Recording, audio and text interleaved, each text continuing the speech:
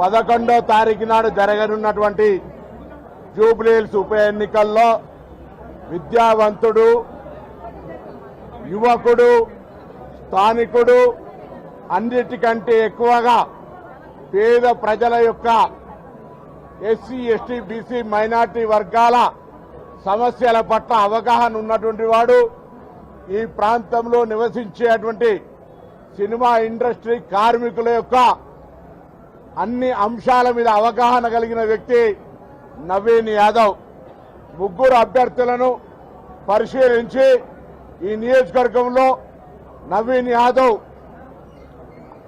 ఉన్నత విద్యను అభ్యసించిన వ్యక్తిగా, స్థానికుడిగా ఆయనను ఇన్ని రోజుల ప్రచారంలో మేము గమనించినటువంటి పరిస్థితి చూస్తే ఆయన నిండుగా ఆశీర్వదిస్తా ఉన్నారు.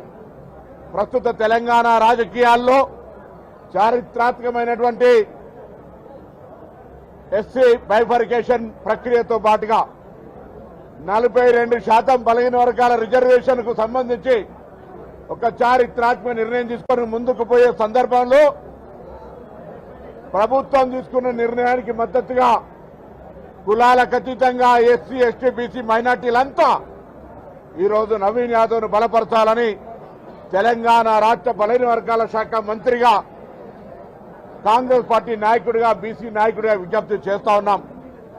అంతేకాదు ఇలా అభివృద్ధికి సంబంధించి గత 10 సంవత్సరాలుగా జరిగిన నిర్లక్ష్యాన్ని ఇప్పుడు రాబోయే 3 సంవత్సరాల్లో అభివృద్ధి చేసి చూస్తామనే మాటతో పాటుగా మనం ప్రస్తుత రాజకీయ పరిస్థితుల్లో చూస్తా ఉన్నాం. అసహనంతో అటు టీఆర్ఎస్ పార్టీ, ఇటు బీజేపీ మాట్లాడుతున్న మాటలు చూసినారు. నిన్న గౌరవ కేంద్ర మంత్రి కిషన్ రెడ్డి గారు ప్రాతినిధ్యం వహిస్తున్న లోక్సభలో ఈ యొక్క జూబ్లీహిల్స్ నియోజకవర్గం కూడా అంతర్భాగం. చాలా సందర్భాల్లో 10,000 ఓట్లు కూడా దాటాయని చెప్తుంటే ఆయన నిన్న గేమ్ స్టార్ట్ అయిందంటా ఉన్నాడు. ఆ గేమ్ బీజేపీ, బీఆర్ఎస్ కలిసి తెలంగాణ రాజకీయ ఆట ప్రారంభమైందా అని అడుగుతా ఉన్నాం. ఈరోజు మీరిద్దరు కలిసి కాంగ్రెస్ ను ఎదుర్కోవడానికి ఇంతకుముందు ఢిల్లీలో దోస్తీ, గల్లీలో కుస్తీ ఉండే, ఇప్పుడు ఢిల్లీలో దోస్తీ, గల్లీలో కూడా దోస్తీ చేసేటువంటి ఒక ఆ పరిస్థితి, ఆ ఒక వాతావరణాన్ని కలగజేస్తా ఉన్నారని అడుగుతా ఉన్నాం. ఏది ఏమైనా రాజకీయంగా కొన్ని అంశాలను చూస్తా ఉన్నాం. మాకు సంబంధం లేనప్పటికీ ఆరోపణలు, ప్రత్యారోపణలు రాజకీయంగా, కుటుంబ పరంగా, వ్యక్తిగతంగా అనేక అంశాలను ఇక్కడున్నటువంటి ప్రజలు విజ్ఞతతో ఆలోచించాలి. కంటోన్మెంట్ ప్రజలు ఉప ఎన్నికల్లో అది కూడా మా పార్టీ సీటు కాదు అయినప్పటికీ కాంగ్రెస్ పార్టీని గెలిపించి ఇలా అభివృద్ధి దిశలో తీసుకుపోతా ఉన్నారు.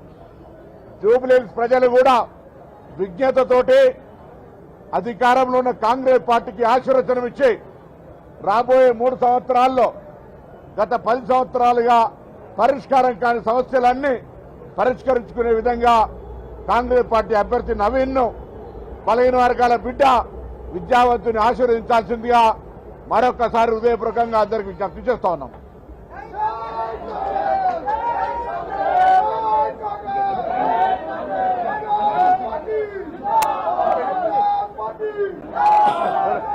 Thank you.